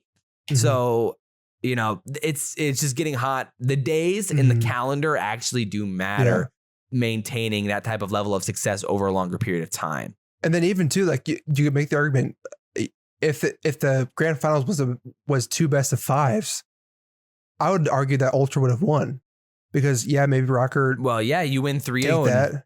And then suddenly. But like even if Rokkr win the first set, like you're saying Reese. Okay, I see what you're saying. You would still favor Ultra just because of like the longevity of like a reset and that kind of thing. I don't know. Maybe that's a dumb take, but it's just hard to put all your eggs in this basket that Rokkr is now this dominant team when we haven't seen that all year long. It just doesn't make sense. They seem like a one-hit wonder team right now. Yeah. Right. Even though they did, again, and Rokkr fans will continue to say, they beat FaZe, Empire, and Ultra twice. The best resume you could possibly have for a major. So, you know, maybe we are picking against the odds. You know, from some people would say we're picking against the odds that Rokkr beating those 4 teams can't be a fluke because they literally are the 4 best teams in the CDL. So, it gets really, really tough. And I wish one of us had a stronger stance on the Rokkr because I feel like we're not being as fair to the potential that they really have. Well, because Rokkr is such a big question mark. Like from the outside looking in, it just seems like it's a one-hit wonder situation. I think Subliners did it at one point in Modern Warfare. It just seems like a one-hit wonder situation. Yeah, I mean, they got some steam, got on a roll, and they went. But I don't know if that's going to carry forward. Yeah, that's fair. Teams have time to prepare for them. Teams are going to be looking at them way harder now than they were in the last major. Yeah, it's going to be tough for Rokkr. That's what gets tough. It's never as easy to do it twice, and that's definitely the case, especially against the best teams in the CDL. So, all right, we probably should speed up our little pace here, else we have a long ways to go, Seal. So, moving on now to we can stick down on the loser side, I guess. We can do Empire OpTic since we're just already here on the OpTic. This is talking about a juicy matchup we end up with here. I mean, OpTic Empire, one of these teams is going home inside champs, and this is in the loser side of things. Obviously, Dallas, we had beating Subliners 3-1. We had OpTic beating Rokkr 3-2. Where do you lie on this one? I mean, this is tough. Last time we saw them play, obviously, the Empire, the OpTic beat them at the Stage 5 major. And before that, we had been talking a lot about, you know, how Empire beat him at the Stage 4 major twice, and you know, it's hard to see OpTic, you know, bucking that trend. And then here we are, where OpTic comes out and plays a great series against Empire and really, I mean, handily beats them. I mean, they 100-point clubbed them on Moscow. Yeah, my inclination would be that OpTic has the upper hand here again. But like I said before, Shotzzy did have a terrible series. So awful. Does that affect things too, where it's like, if we see a full on Shotzzy here, maybe Empire do have the cake to take it, you know? If there was ever a match for online to matter, it'd be this one, right? Absolutely. Wouldn't it? Like you have Shotzzy, Illy, and Vivid who get to play from their house. If it's online, I think I favor Empire. I was just going to say. On LAN, though, I mean, OpTic always has a fire in their belly for when they play Empire. Like they there's just an added pressure. There's an added pressure too when you're playing OpTic in a losers match like this, and there's, let's say, 6,000 people in the crowd all rooting for OpTic. I mean, that gets tough real quick. So it's real tough. But again, I think we all think this is going to be online, and if that's the case, I would go Dallas either 3-2 or 3-1. I'm down for Empire 3-2. Sam, if it's online, do you have any last words to argue us the other direction? I would argue OpTic, just for the fact. I mean, just the fire in the belly fact. I think so. At this point, when like these teams are pretty evenly matched, when you like think about like a champs run, you know, like you kind of favor OpTic, but at the same time, knowing that Shotzi wasn't at his full potential and that online kind of does play a factor. But I can see Champs Empire. Scump. I know it's tough to pick against OpTic here in a in a situation like that where literally everything's on the line, playing against the biggest team in the CDL or the biggest rival in the CDL. That's a hard pick against for a guy like Scump when he usually plays his best COD in situations like that. So Yeah. You know what? We'll I'm gonna see. do it. I think I like OpTic, honestly. Oh, no. If it goes to this Oh, no. elimination rounds, OpTic has been on the upswing. And if they're beating the subliners, I see OpTic winning it. all right, Sam, do you want to stick with it? I'll go OpTic 3-1. I think it'd be a 3-2. I If think OpTic there's are gonna too win. much there for OpTic to lose. Wow. Oh my word. We just U-turned it. I What mean, a again, switch. obviously the best argument is OpTic just beat Empire. I mean, Mhm. and yes, Shotzi had a bad event, but to be fair, he had a bad event and like he wasn't playing good and OpTic was and they beat him. So it's like you have to give him some sort of credit for that too. But That's true. there is a balance. I still think Dallas is going to win. Sam, where you at? I think Dallas is going to win here, Rex. I'm sorry. I'm going to go 3-2 Dallas. Can you believe these OpTic haters? Viewers? Yeah. Come on. We just did like a 180 flip there. Unreal. What a time to be alive. All right, now we go back to the winners finals here. We got FaZe v Ultra. The big daddy of all big The dads. big daddies of them all, the winners finals. Mhm. The two teams who did come from the 1 and number 2 seats here. So, where would you be leaning here? I mean, this is a wild matchup either way for sure. Mhm. I'm in my mind, I think Ultra is a favorite here to win. And I think after that performance of what they had and that like crazy just kind of breakdown, I don't see them breaking down again. I truly think Ultra are a top Mentally tough, A fundamental resilient. team. top one Resilient. team. Like their teamwork is just astounding. And like I know FaZe is too, but to me, FaZe has more individual talent, but Ultra's teamwork are going to overtake this. And I want to say Ultra 3-2. I really do. I'm leaning the same way as you, Sam. I'm No going way. Ultra 3-2 as well. I think FaZe is good, but FaZe does seem to be in a weird period. I do think FaZe can make a run in the losers. But ESP is telling me it doesn't make sense for FaZe to win this. If FaZe Man. wins this, they don't win champs. If FaZe lose this, Really? You think that they lose in the losers finals or in the winners finals then? Or I mean in the grand finals? I think they win in the grand finals. No, if they beat Ultra? You say if they win this, they don't win the grand They finals? don't win champs. Nope. Oh, wow. Interesting. I mean, I guess it comes down to what you believe about the FaZe's struggles recently. I'm okay with you guys picking Toronto. I would probably lean FaZe 3-2, but that's really tough. I mean, these are the two teams who I've had the most faith in the whole season, and they do play the most fundamental Call of Duty, so I totally understand going that way with both of them. So, I guess if you guys both pick 3-2, that's where we're going with. So, Ultra 3-2, I guess. My goodness, is there? I mean, where do you see the advantages there? Then, I mean, for the Ultra, they beat OpTic 3-1 or 3-2 in the winners semis in the major, and then they lost to the Rokkr losers finals. Then they beat the OpTic in the losers finals at 3-1. I think FaZe is just in a weird spot mentally, and they can bleed now, and teams know that, and I think FaZe also knows that. Is that the edge that the Ultra needed, like that kind of extra confidence that they needed against Yeah, FaZe? but I mean, Ultra's had like a debilitating loss, which FaZe so debilitating that like they're gonna have to stand back up, and I think they're going to show out really, really hard during this. FaZe had beat the Ultra the last 3 times they played since they lost to them in the stage 2 major. FaZe beat them 3-2 in the stage 3 major. Then they beat them again 3-2 in the stage 3 major. And then FaZe beat them 3-1 in the stage 4 major. So all majors, they haven't matched up not in the majors, interestingly enough, since then.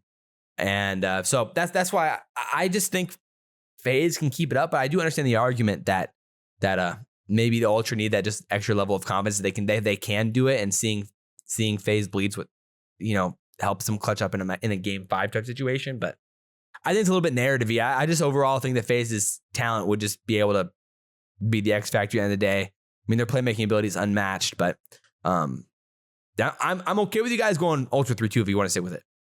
Do it. Alrighty.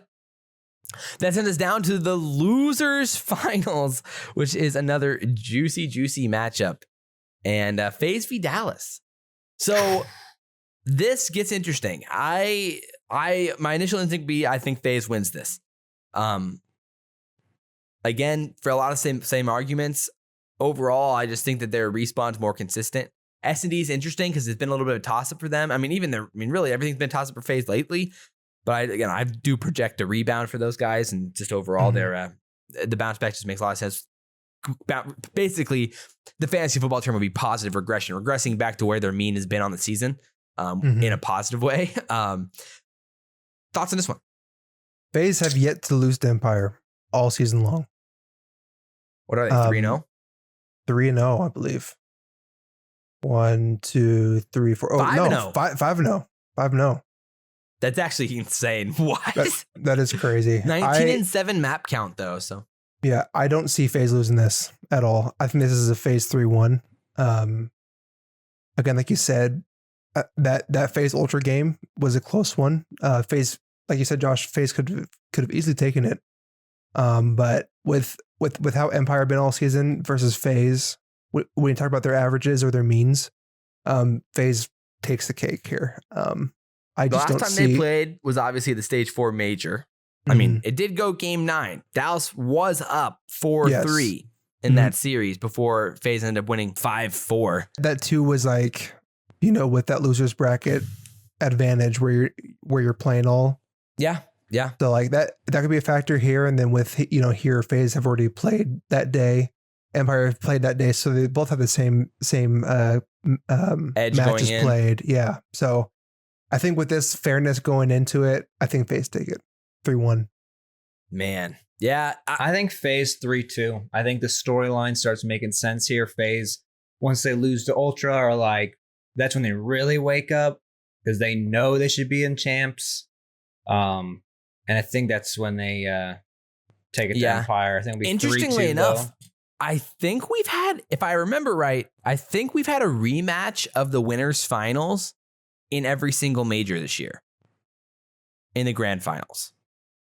So like the loser of the winners finals goes down to the winner of the winners finals goes down to the losers finals and has won every single time.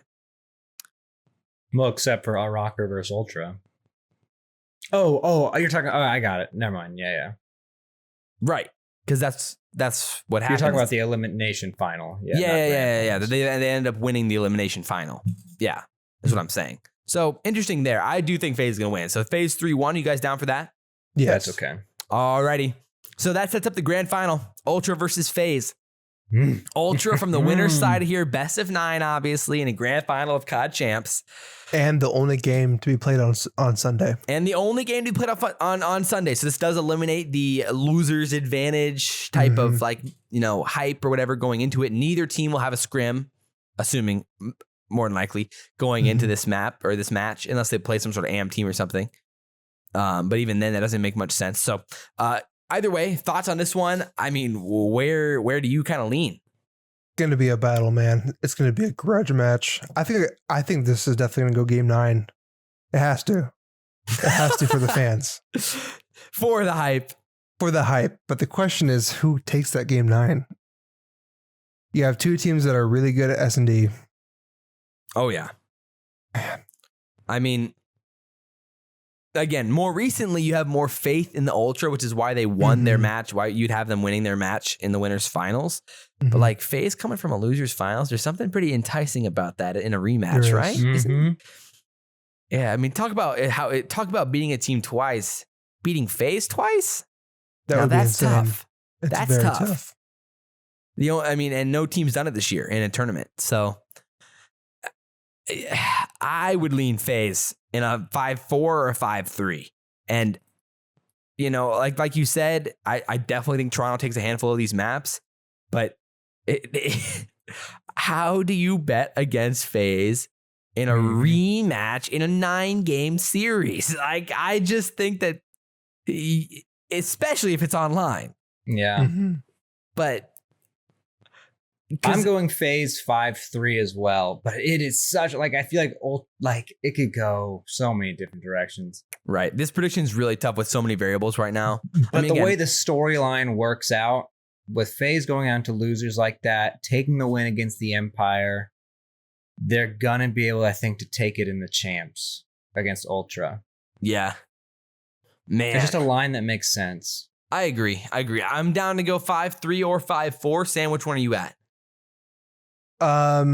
Would you genuinely be at 5-4? I generally would be, I think. I mean, we've seen them be pretty freaking even on the year. I would say 5-4. I mean, that's not a stretch. On the year right now, I mean, FaZe is 6-1 against the Ultra. They have a 21-12 map count, 11-3 in hardpoint. They're losing in S&D 5-6. So maybe you're more likely to win in a game 8 because of just odds would say that that's more likely. Just with the S&D splits. And they're 5-3 on control on the year. So that's why I'm saying this thing's definitely going at least 8. I would lean 5-3. I'm 5-3 also. I think game 9 Ultra. Yeah, I think Ultra could eke it out in a game 9. Yeah.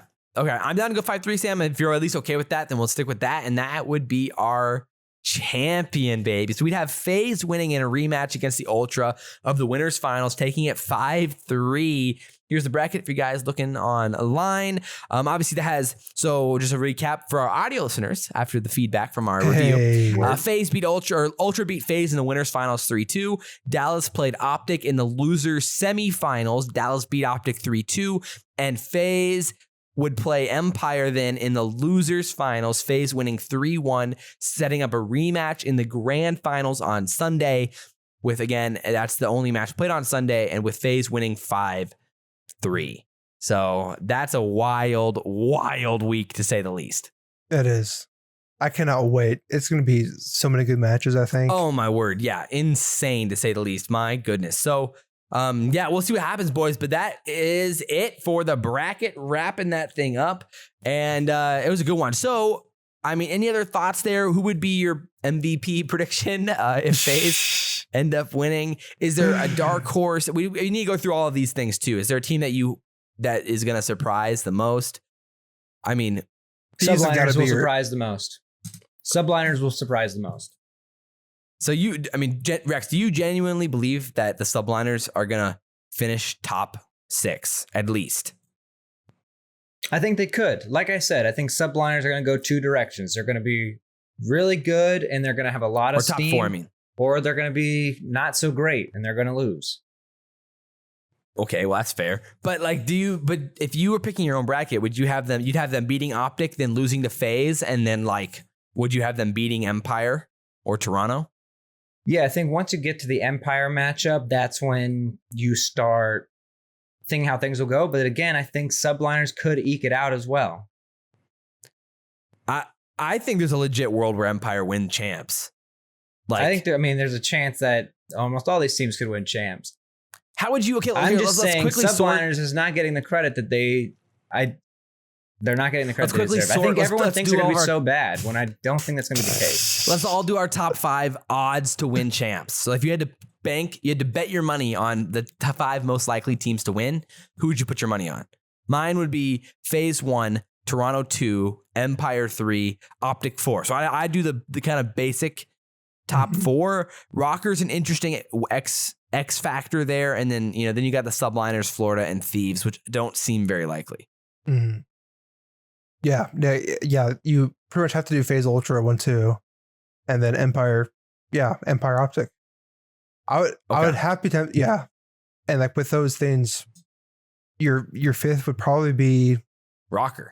It's got to be Rokkr. Yeah, definitely. But I would say the dark horse potential for Thieves is like there. The darkest of dark horses. Yes. Just with Slasher knowing him and John too, they could put a run on it. But of course, I mean, it'd probably be only like a top 6 kind of thing because you're running into Chicago. Or that's the thing is that FaZe. people have been. I mean, if you look at like actual odds, like the absolute like no chance that's given to Thieves in Florida to have like any chance to win. I mean, like it's like 70-1 type stuff for those guys. Yeah. I feel like it's at least a little bit better than that, like more than like a 2% chance that they actually win champs, is because from the craziness that we've seen this year. I mean, the Rokkr just won stage 5 and going into that event we're like, what, a maybe top 6 team. So it's like, it's not that crazy that team could make an insane run, but yeah, the Rokkr obviously the biggest enigma to me, where like I want to say that they could be a top 3 type team here, but it's just so hard for me to buy in with the lightning striking twice. So we're going to have to see. Rex, who would be your like darkest horse? Would it just be subliners, I guess? That would definitely be yours then. Yeah, subliners. Okay. All right. I mean, I want to say Florida, but it doesn't seem very likely based off their recent performances. But it's hard to ever count them fully out. But I don't want to put my name on them as a dark horse at this point with how bad they've been. Just you have to put the dark horse on subliners. If Clay's there, yeah. I mean, yeah, for sure. I can agree with that. At least the dark horse. If Clay's there, yeah. Who's the team most likely to bust? Like the team that you have the least amount of faith in out of like the top, out of just any of the teams. Which team you're like, I mean, people think they have a good chance. I don't see it. Do we see OpTic busting here?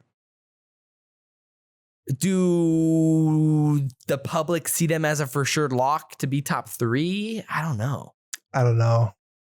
I just feel like though, like there's a world where there's they a just lot of different collapse. opinions. There's a lot of different opinions about these teams. I think some people would say Toronto's the heavy favorite. Some people would still say FaZe is the heavy favorite. Rokkr fans would say that they deserve to be the favorite. Dallas fans would be like, yo, I mean, we can make this run. Like, look where our team's been in the past. Maybe I'm underrating the Rokkr because like based off logic, the Rokkr have done it. They beat those teams. So maybe I would go FaZe, Toronto, Rokkr, OpTic, Dallas, or Dallas, OpTic. But just based off like the odds, because like if Rokkr are the real deal. So that's what's an interesting conversation too. But I guess we're just gonna have to wait and see. Yeah, it depends what heat these teams bring. I think there are question marks about what they're actually going to bring to the table. Yeah, that's fair. Teams like Rokkr and I think subliners also. Yeah, well, I'm sure we'll talk about this more next week too with the pod heading into actual champs with more information about some of these guys. But we wanted to do this week to kind of have that conversation and just let it be able to sit here for the whole week and have a conversation about it. Basically just leading up to champs and next week as well. So with that said, I think we can head into our intelligent or irrelevant and talk about some of that. Let's get right into it. Let's go.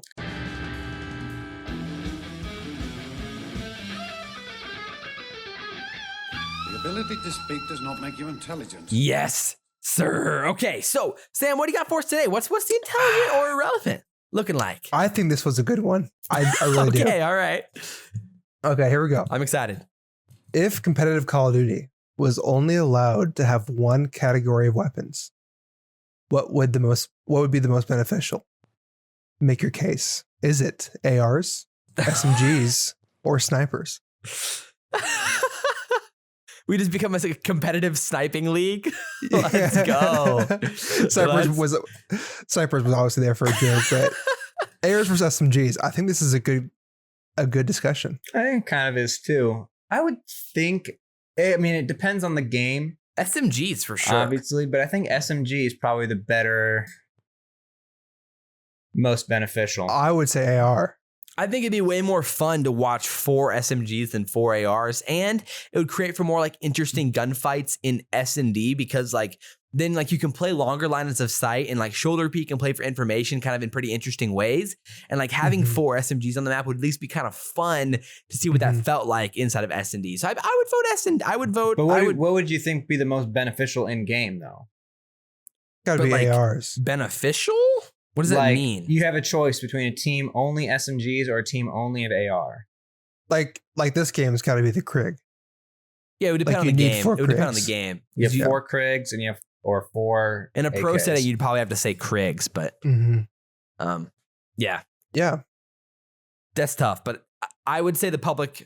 What do you think the public said? I think public say AR. I I think. bet the public says SMG. I feel like the public's dumb and they're going to Here's the say thing, ARs. You can kind of beam long distance with SMG. I was going to say it's going to be irrelevant if they vote SMG. So I think And you're I think dumb. the amount of scrappiness that you can get into, I don't know. I think All right. SMGs are the most beneficial. How Here we go. irrelevant are these people? I'm voting sniper. See what happens. 64% say SMG. 32% say AR. Oh, baby Sam, what does that make the people? Irrelevant. Intelligent. You all stink. They're intelligent this week. Things They you all love to smell see. Hey, man, they Oh, smell gosh. delicious, man. Let's read some comments here. That was a fun one. What do people have to say? We have AndyMan96 say, Oh, no. why is shotguns not an option or crossbows? Well, Andy Man, you don't know what you're He's an talking idiot. about. Let's be honest.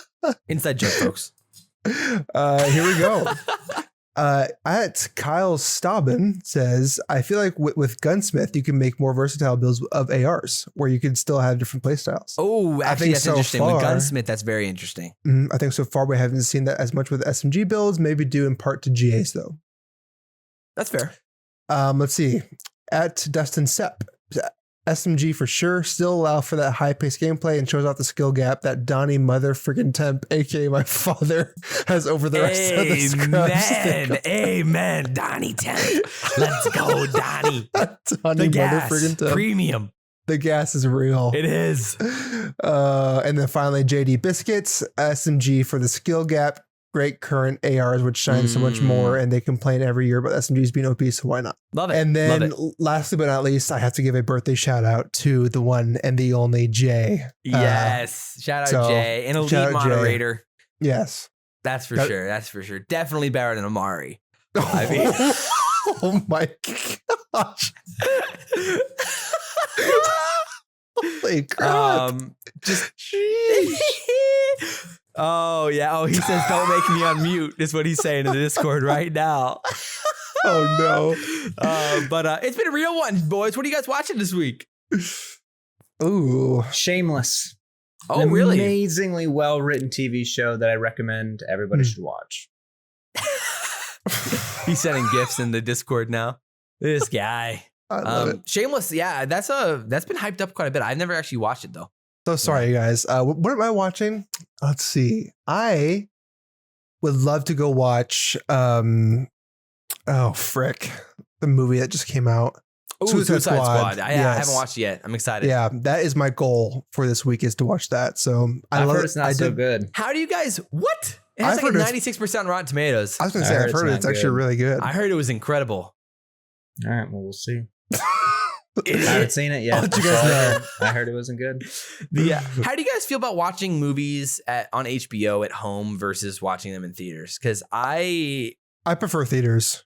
really prefer theaters. Oh, for I sure. mean, yeah, theaters are just the experience. But like, Mhm. if you have HBO, and let's say you are you right now, and you had HBO, would you go to a theater or would you watch it on HBO? if it's well- free on HBO, I'll probably Well, watch it on HBO. If I'm It's if I'm $12. pa- It's like $15 a month on HBO. if I'm paying for HBO, then yeah, I'll use it. But I'd much rather pay for a theater. see for I me, mean, it depends on the movie. It yeah. kinda depends. For me, it comes down to how good the movie is, and this is a movie I'm actually excited for, so I want to see it in theater. True. I You know? agree with that. But I also just hate watching movies at home in general. Yeah. I Like prefer I'll watching TV shows. love watching like a movie in bed where it's like I'm just, kind of chilling and vibing and watch a movie. But Do you only watch a movie do you like pause movies like halfway through, or are you okay with pausing movies halfway through? I cannot pause a movie. So if you start it, you're going to be sitting there for the next 2 hours. I'm sitting there for 2.5 or whatever hours. yeah. I don't know how people do it where it's like, yeah, I watch like Movies 20, like a TV 20 show. minutes. I'm like, no, you can't do that. That just ruins the whole thing. I How do know. you do that? That's my thing. Is I feel like with movies, I cannot in my heart commit to sitting in front of a TV at my house for 2 Mhm. hours. But in Yeah. a theater, it's like, all right, turn off your phone. It's me and the screen. You're like there. let's I'm here, Yeah. And that's why I think my brain freaking loves that. But we'll Yep. see. So I hope you guys enjoyed this episode of the podcast. If you guys did, drop all your comments down below. Obviously, we want to hear your spicy predictions and your thoughts on Clay and the subliners and online champs and what this could potentially mean if it is online, and your hopes and dreams for the future and what you're hoping to see for the CDL and everything else. Amateur champs and your thoughts on some of the AM players who might end up finding their way into the CDL and everything else. Drop all your comments down below, and we'd love to see them. But if you guys enjoyed the video, like, comment, subscribe, share the video if you guys really enjoyed it, and drop a 5-star review on Apple Podcasts. But as always, guys, I'm Josh, SalvationsElite. To my right is Bash_Bo3 Sam. And to our farthest right per use is Rex Shady Nero. And guys, this has been the best of 3 Call of Duty Esports podcast. And guys, we will see you. By the way, I'm still looking for Animal Crossing flags for my town. It's called Neropolis. I just need some flags, a purple spade, please. We out.